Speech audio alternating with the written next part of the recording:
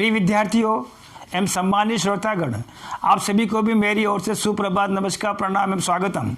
आज के व्याख्यान प्रस्तुतिकरण में बीएससी भाग प्रथम के समस्त विद्यार्थियों का हार्दिक अभिनंदन। प्रिय विद्यार्थियों, आज जिस विषय पर हम अपना व्याख्यान प्रस्तुत करने जा रहे हैं उसका शीर्षक है N:M, अर्थात N अनुपात M वाले क्रिया कारकों एवं क्रियाफलों के लिए अभिक्रिया वेग का मान परिकलित करना।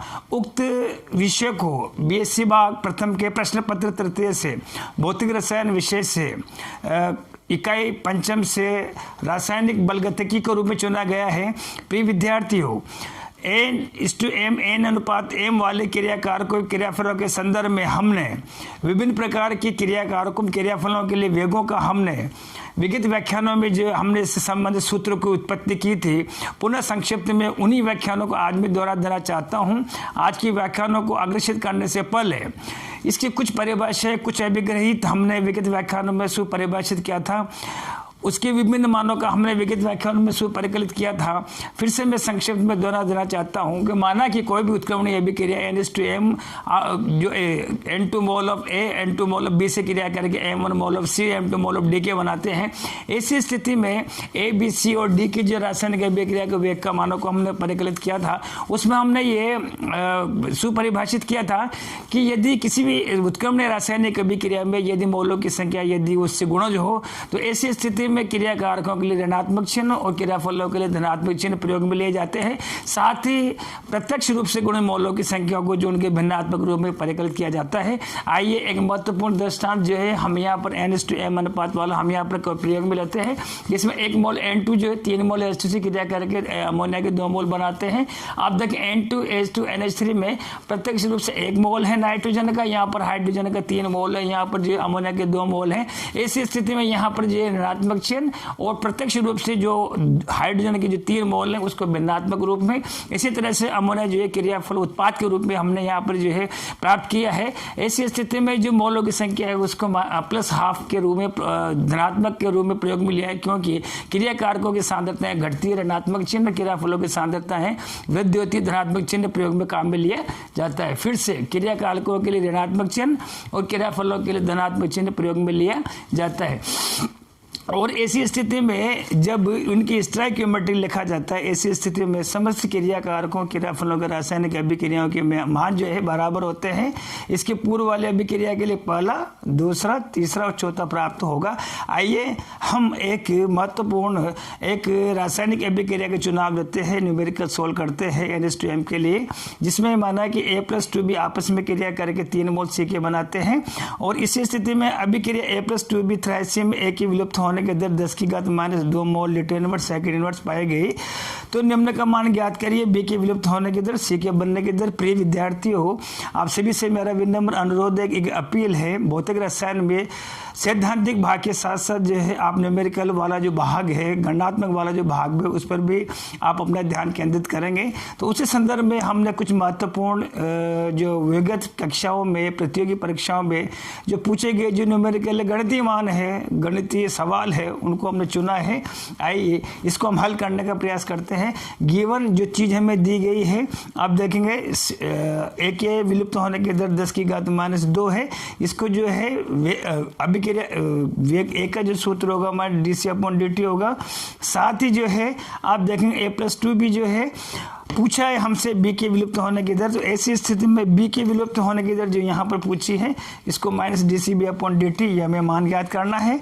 और C के बनने की दर क्रियाफल प्लस dCC/dt बराबर जो है प्रश्नवाचक है। अब देखेंगे आप इसमें इसको जो स्टोइकियोमेट्रिक समीकरण, वित्तीय समीकरण लिखेंगे इसमें। तो ऐसी स्थिति में हमारे पास में तीनों जो अभिक्रियाओं के जो वेग हैं, तीनों के मान बराबर हो गए। -dC/dt बराबर -1/2 dCB/dt प्लस 1/3 dCC/dt के होगा।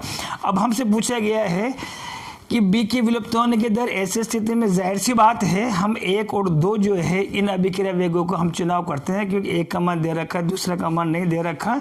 तो -dCB बराबर यहाँ पर -dC/dt बराबर माइनस का 1/2 dc/dt होगा। माइनस dc/dt बराबर 2 × 10⁻⁻⁻ dc/dt।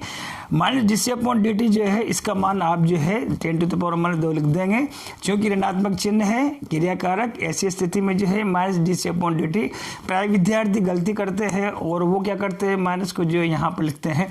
अब अगला वाला भाग है हमारे पास में जो है सी के बनने की दर, सॉल्यूशन 3 फ्रॉम फर्स्ट एंड 3। आप देखेंगे यहाँ से पहला वाला और तीसरा वाला लेंगे। सी के बनने की दर यानी कि हमें dc/dt ज्ञात करना है, तो इसके लिए हमने यहाँ पर जो है इसको लिखा है माइनस dc/dt बराबर प्लस का 1/3 dc/dt के रूप में लिखा है।